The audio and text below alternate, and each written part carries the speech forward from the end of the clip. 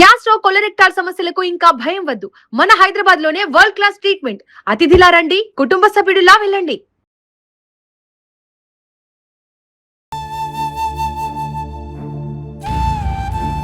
ఇప్పుడు మానసికంగా నేను బయట తిరగటం కంటే ఇక్కడ కూర్చుని చనిపోవడమే బెటర్ అండి. దేనికోసమని మీరు ఇలా ఇక్కడే కూర్చుని ఉంటున్నారు? అంటే ఒక రోజు కాదు, 2 రోజులు కాదు, నెల కాదు, 2 నెలలు కాదు, దాదాపు 2 సంవత్సరాలుగా ఇదే బెంచ్ మీద ఇలాగే కూర్చుని ఉంటున్నారు. మీరు ఇక్కడ నుంచి వెళ్ళిపోవాలి, మీకు న్యాయం జరగాలి అనుకుంటే గనక ఎలాంటి న్యాయం కోరుకుంటున్నారు?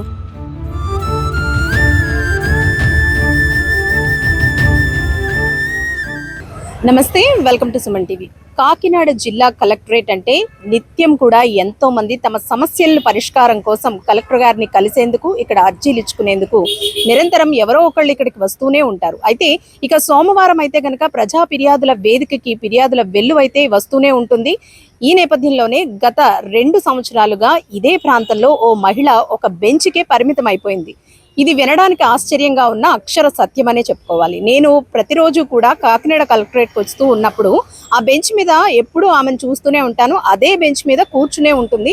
అసలు ఆమె సమస్య ఏంటి తెలుసుకునే ప్రయత్నం అయితే చేద్దాం. ఎందుకంటే ఒక రోజు కాదు, 2 రోజులు కాదు, నెల కాదు, 2 నెలలు కాదు, దాదాపు 2 సంవత్సరాల నుంచి ఆమె ఇదే బెంచ్ మీద కూర్చునుంది. సో నిజంగానే ఆమెకి ఏదైనా సమస్య ఉందా, ఉంటే ఏంటి ఆ సమస్య, ఎందుకు కూర్చుంటుంది, అడిగి తెలుసుకునే ప్రయత్నం చేద్దాం రండి. నా వెనుక ఏదైతే ఒక మహిళ వైట్ డ్రెస్ లో కూర్చునుందో, నిజంగా 2 సంవత్సరాల నుంచి ఇదే ప్రాంతంలో ఆమె ఇక్కడే కూర్చునుంది. ఆ బెంచే సజీవ సాక్ష్యం, ఒక మహిళ నిశ్శబ్ద రోదనకు సజీవ సాక్ష్యం ఈ బెంచ్ అనే చెప్పుకోవాలి. అసలు ఎందుకు వచ్చింది, ఎందుకు 2 సంవత్సరాలుగా ఇదే బెంచ్ మీద కూర్చునుంది, అధికారులు ఎవరు ఎందుకు పట్టించుకోవడం లేదు, అసలు ఆమె సమస్య ఏంటి తెలుసుకునే ప్రయత్నం చేద్దాం. మీ పేరేంటమ్మా, ఏ ఊరు మీది? మాది పటవలండి, తాళరే మండలం. నా పేరు ధనలక్ష్మి పలుపుకూర. నేను అంటే దాదాపు ఒక 2 సంవత్సరాల నుంచి మిమ్మల్ని చూస్తున్నాను. ఇదే బెంచ్ మీద ఇక్కడే కూర్చుని ఉన్నారు. అసలు ఏంటి మీ సమస్య, ఎందుకని ఇక్కడ కూర్చుంటున్నారు? మా పెద్దనాన్న మనవడు నన్ను లైంగికంగా వేధిస్తున్నాడని కేసు పెట్టానండి. మన 2020 ఫిబ్రవరి మార్చి 10వ తారీఖు నేను కేసు పెట్టానండి. కేసు పెట్టి అది కోర్టుకు వచ్చింది. కోర్టుకు వచ్చిన తర్వాత సాక్ష్యాలు లేవనేసి కేసు కొట్టేశారు. కేసు కొట్టేసిన తర్వాత నేను జూన్ 3వ తారీఖున కలెక్టర్ గారికి నేను అర్జీ పెట్టుకున్న తర్వాత కలెక్టర్ గారు ఎవరైనా పిలిపించి నీకు అందుకు చెప్పింది నిజమా కాదా అని చెప్పి నేను ఎంక్వైరీ చేస్తానని చెప్పారు. కానీ పైన మండల ఆఫీస్ నుంచి ఒక అతను వచ్చి రాసుకుని సంతకం పెట్టేసి వెళ్ళిపోయారు. నాకు తెలియకుండా అతను కూడా పిలిపించి అడిగారంట. మరి ఏం చెప్పారు నాకు తెలియదు. రాసుకున్న తర్వాత కేసు అయిపోయింది, ఎంక్వైరీ చేశాం కదా అన్నారు. మళ్ళీ ఫోన్ చేసిన వాళ్ళు నాకు ఫోన్ తీయలేదు. తర్వాత మళ్ళీ గ్రీవెన్స్లో కూడా నేను పెట్టానండి. పెట్టిన తర్వాత వాళ్ళు క్వారింగ్ పంపించి ఎస్సీ గారు అన్నారు, నేను కోర్టుకి వేసేస్తాను మళ్ళీ నిన్ను అని పంపించిన. కోర్టు కదండి, నాకు అక్కడ ఎవరో సాక్ష్యాలు చెప్తలేదు, కోర్టుకు వచ్చి సాక్ష్యం చెప్పమంటే ఎవరు రారండి, నాకు మీడియా కావాలి. వాళ్ళు వచ్చి ఇక్కడ అడిగినప్పుడు వాళ్ళు ఏం చెప్తారు పై అధికారులకు వినిపిస్తాను. నేను నా సమస్య, నేను చిన్నప్పటి నుంచి నేను చాలా బాధపడుతున్నాను, నాకు చదువు లేదు, వివాహం జరగలేదు, అనారోగ్యం వచ్చేసింది, నేను చూపించుకోలేదు. ఎందుకంటే వాడు పెట్టి టార్చర్కి నేను మానసికంగా నేను కృంగిపోయాను, నాకు చదువు లేకుండా పోయింది.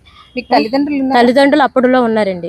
మా ఆడు కొట్టినప్పుడు చిన్నప్పటి నుంచి నేను టార్చర్ పెట్టారు. అప్పటి నుంచి చెప్పేవాళ్ళు, పోలీస్ స్టేషన్కి వెళ్ళానని మా వాళ్ళు తీసుకొచ్చేస్తూ ఉండేవారు. ఎందుకంటే వాళ్ళు దగ్గర సంబంధం బంధువులు కాబట్టి వాడిని బయట పెట్టకుండా ఉండాలని చెప్పి తీసుకొచ్చా ఉండేవారు. వీళ్ళందరూ వాళ్ళు మాతో మాట్లాడుకుంటేవారండి.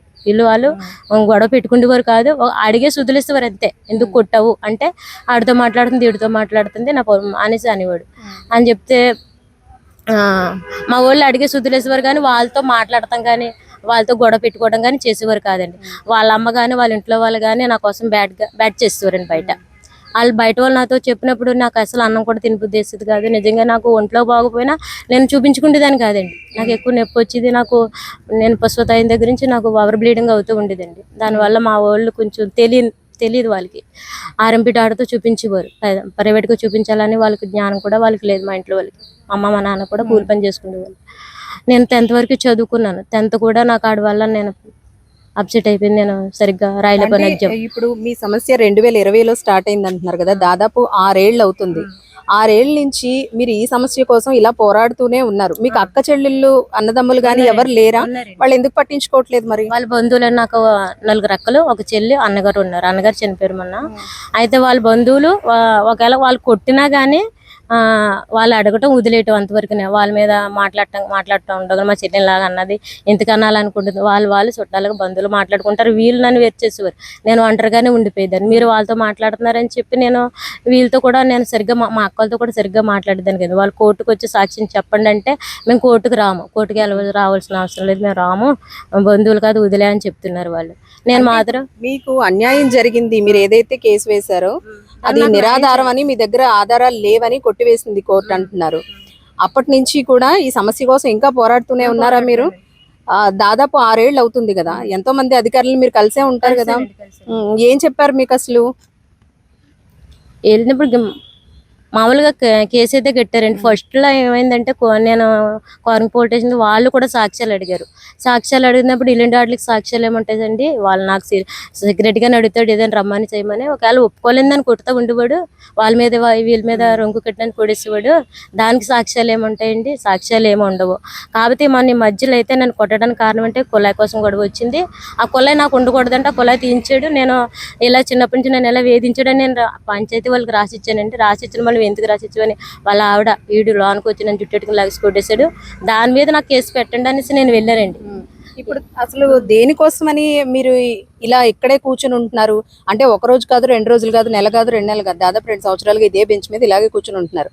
స్టార్టింగ్ లో మిమ్మల్ని చూసిన వాళ్ళకి ఇప్పుడు చూసిన వాళ్ళకి చాలా తేడా కనిపిస్తుంది. అప్పట్లో మీరు చాలా లావుగా ఉండేవారు, ఇప్పుడు పూర్తిగా అంటే తిండి తినకుండా ఇక్కడే కూర్చుంటున్నారు అని ఇక్కడ చాలా మంది కూడా చెబుతూ ఉన్నారు. ఇలా కూర్చోవడం వల్ల మీకు న్యాయం జరుగుతుంది అనుకుంటున్నారా? అసలు ఏం న్యాయం కావాలి మీకు? న్యాయం జరగాలంటే సాక్ష్యాలు లేవు కాబట్టి నేను తిండి తినకుండా చనిపోవాలి. ఈ అధికారులు అందరి మధ్యన తిండి తినకుండా చనిపోవాలండి, అంతే నా ఆలోచన. ఎందుకంటే ఇక్కడికి రోజు కూడా ఎంతో మంది వస్తూ ఉంటారు. అది అధికారులు కానివ్వండి, సామాన్య ప్రజలు కానివ్వండి, బోల్డ్ మంది ఇక్కడ తిరుగుతూనే ఉంటారు. ఏ ఒక్కరూ మిమ్మల్ని చూసి పట్టించుకోవడం అనేది ఇక్కడ జరగదు. ఎందుకంటే ప్రతి వాళ్ళు కూడా ఏదో ఒక సమస్యతోనే ఇక్కడికి వచ్చే వాళ్ళు ఉంటారు, లేదా అధికారులు హడావిడిగా ఇక్కడ నుంచి వెళ్ళిపోయే వాళ్ళు ఉంటారు. మీకు ఇన్నేళ్లుగా జరిగే న్యాయం మీరు ఇలా కూర్చొని చనిపోతే ఏం జరుగుతుంది అనుకుంటున్నారు?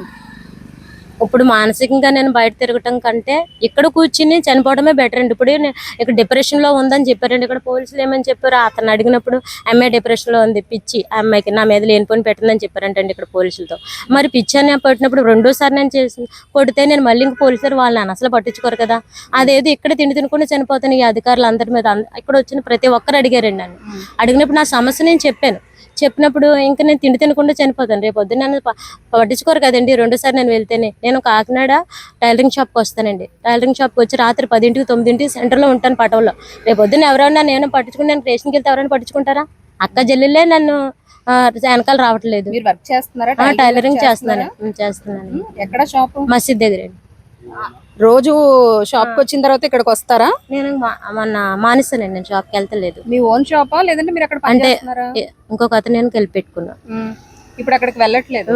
మొన్న పండగ నుంచి వెళ్తలేదండి. అంతకు ముందు అయితే వెళ్ళాను. నేను చేయలేకపోతున్నాను, ఇంకా తిండి కట్టేసాను కదా, నేను వర్క్ చేయలేకపోతాను చెప్పి మొన్న పండగ వెళ్ళిన తర్వాత నుంచి మానేసి ఇంక ఇక్కడికే వస్తున్నానండి. అంటే ఎన్నాళ్ళ నుంచి ఇలా తిండి మానేసి? నేను 1 year అయిందండి. ఏం తినట్లేదు మీరు? సాయంత్రం అట్లా వెళ్ళి స్నాక్స్ రూపంలో టిఫిన్ రూపంలో ఏదో తింటున్నాను. ఉదయం భోజనం అయితే తింటలేదు.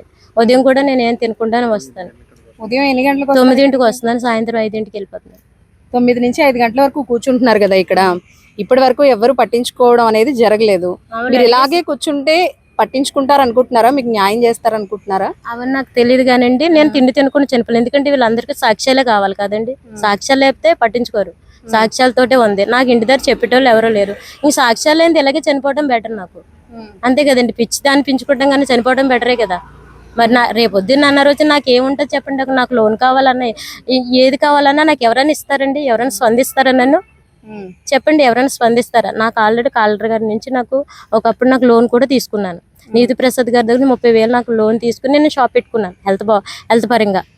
రేపు పొద్దున్న అన్న రోజు నాకు ఎవరన్నా ఇంటి దగ్గర అయినా నాకు ఎవరైనా ఏదైనా దొరుకుతుందండి అతను అన్న మాటలకి. అందుకనే మీరు ఇక్కడ నుంచి వెళ్ళిపోవాలి, మీకు న్యాయం జరగాలి అనుకుంటే గనక ఎలాంటి న్యాయం కోరుకుంటున్నారు? అక్కడ అడిగి అతను నన్ను కొట్టాడో లేదు, చిన్నప్పటి నుంచి ఏ విధంగా టార్చర్ పెట్టాడో, ఇప్పుడు ఈ కుళాయి విషయంలో కూడా నాకు ఏం ఉండకూడదంట. అంటే నన్ను ఏం చేయాలని మానసికంగా డిప్రెషన్లో తీసుకెళ్ళి పిచ్చిదాన్ని చేద్దాం అనుకుంటున్నాడా? అసలు ఏంటి వాళ్ళందరిని అడిగి నాకు న్యాయం జరిగించండి. ఇప్పుడు నన్ను కొట్టడం నిజం, నన్ను రంగులు కట్టి కొట్టడం నిజము. మీరు ఎవరైతే ఆరోపణలు చేస్తున్నారో ఆ వ్యక్తిని పనిష్మెంట్ ఇస్తేనే మీరు ఇక్కడ నుంచి లేచి వెళ్ళిపోతాను అంటారు, లేదంటే ఎన్నాళ్ళైనా ఇక్కడే ఉంటారా? చనిపోయే వరకు ఉంటానండి. ఇక్కడే చనిపోవాలని నిర్ణయం తీసుకున్నాను. నేను ఇక్కడే ఉంటాను. ఆ అబ్బాయి పేరేంటండి మీరు చెప్పే ఆయన పేరు? పులపకూరలో అవరేజ్ అండి.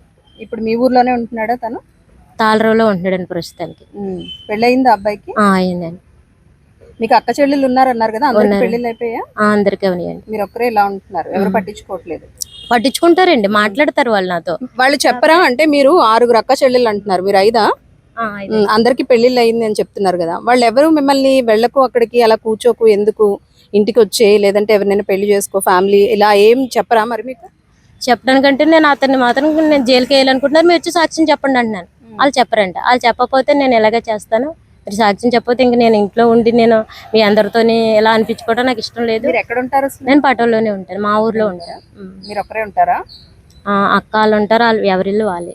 వదిన ఉంటుంది పక్కన, నేను ఎవరి చిన్న చిన్న ఇల్లు మా గుడిసెలు వేసుకుని ఉంటాం.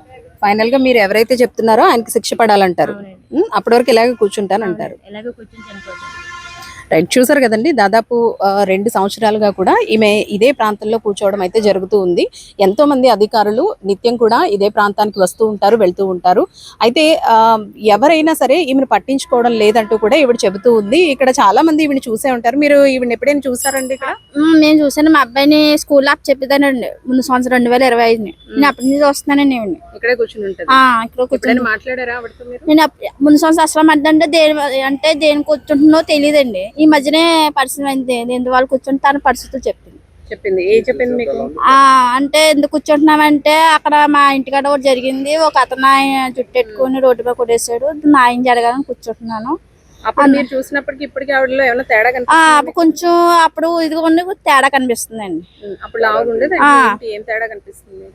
తిండి తినక న్యాయం జరగాలని కోర్టుకి వెళ్ళినా నా సాక్ష్యాలు కావాలని అంటున్నారు అంటుందండి ఈవిడ.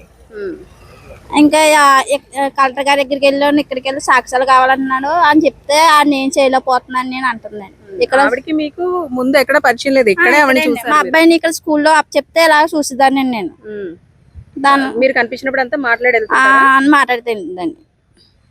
సో చూసారు కదండి, నిత్యం ఎన్నో సమస్యల పరిష్కారం కోసం ఎంతో మంది సామాన్య ప్రజలతో పాటు అధికారులు కూడా నిత్యం ఈ ప్రాంతానికి వస్తూనే ఉంటారు, వెళ్తూనే ఉంటారు. అయితే గత 2 సంవత్సరాలుగా అదే బెంచ్ మీద ఆమె కూర్చుని ఉంటుంది, అధికారులు ఎవరు పట్టించుకోవడం లేదంటూ కూడా ఆమె ఆరోపిస్తూ ఉంది. ఏదైతే తన ప్రాంతంలో తనకి జరిగిన అన్యాయం ఉందో, ఈ అన్యాయానికి తనకు న్యాయం జరగలేదని, ఎక్కడైనా సరే న్యాయం జరగని ప్రాంతంలోనే నేను ఇక్కడే న్యాయం కోసం పోరాటం చేస్తానంటూ కూడా 2 ఏళ్లుగా ఆ సిమెంట్ బెంచ్ని అతుక్కుని అక్కడే ఉదయం 9 గంటలకు వస్తుంది, సాయంత్రం 5 గంటల వరకు ఇక్కడే కూర్చుంటుంది, తర్వాత ఇక్కడి నుంచి వెళ్ళిపోతుంది. అయితే స్టార్టింగ్ లో ఆమెను చూసిన వాళ్ళకి ఇప్పటికీ చాలా తేడా కనిపిస్తుంది అంటూ కూడా చెబుతూ ఉన్నారు. ఆమె స్టార్టింగ్ లో చాలా లావుగా ఉండేది, తిండి తినక అలా చిక్కి శల్యం అయిపోతుందని. ఎవరైనా అధికారులు నిజంగా ఆమె మానసిక పరిస్థితి బాగోలేదో, లేదా ఇతర కారణాలు, లేదంటే నిజంగానే ఆమె చెబుతున్నట్టు వాళ్ళ ఊర్లో ఏదైతే సమస్య ఉందో ఈ సమస్యను పరిష్కరిస్తే ఆమెకి ఒక జీవితం ఇచ్చిన వాళ్ళైతే అవుతారనేది అయితే కనుక క్లియర్ గా తెలుస్తూ ఉంది. ఎందుకంటే నిరంతరం కూడా ఇక్కడ ఎన్నో సమస్యలు పరిష్కారం అవుతూ ఉంటాయి. మరి అలాంటి సమస్యలు పరిష్కారం అవుతున్నప్పుడు 2 ఏళ్లుగా ఇదే ప్రాంతంలో ఇదే బెంచ్ మీద, అంటే ఆ సిమెంట్ బెంచే ఒక సజీవ సాక్ష్యం అని చెప్పుకోవాలి, ఓ నిశ్శబ్ద రోదనకు ఆ బెంచ్ ఒక సాక్ష్యం అని చెప్పుకోవాలి. మరి ఎవరైనా అధికారులు స్పందిస్తారా? నిజంగా ఆమె సమస్య ఏంటో తెలుసుకునే ప్రయత్నం చేస్తారా?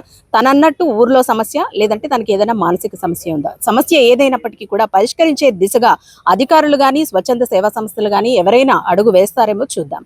కెమెరా పర్సన్ శ్రీధర్తో అనుశ్రీ, సుమన్ టీవీ, కాకినాడ.